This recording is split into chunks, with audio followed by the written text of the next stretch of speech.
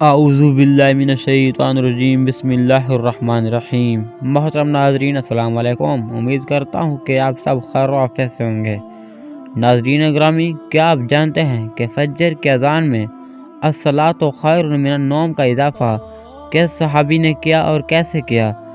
تو اس واقعے کو جاننے سے پہلے اگر آپ ہمارے چینل پر نئے ہیں تو چینل کو کر دیں سبسکرائب، اور مزید ایسی ویڈیو دیکھنے کے لیے بیل آئیکن کو آن کر دیجیے۔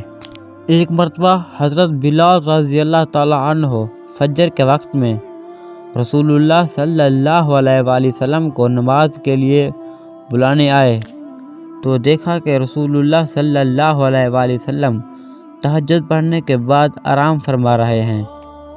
حضرت بلال رضی اللہ تعالی عنہ نے عرض کیا کہ الصلاۃ خیر من النوم، یعنی نماز نیند سے بہتر ہے۔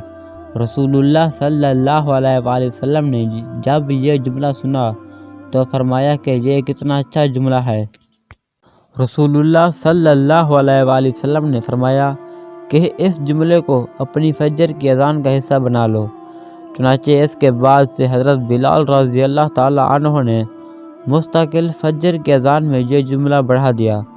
بعد میں جب ایک صحابی حضرت ابو معذورہ رضی اللہ تعالی عنہ نے رسول اللہ صلی اللہ علیہ وآلہ وسلم سے اذان سکھانے کی درخواست کی تو آپ صلی اللہ علیہ وآلہ وسلم نے ان کو اذان سکھاتے وقت فجر کی اذان میں یہ جملہ الصلاۃ خیر من النوم بھی کہنے کا حکم دیا۔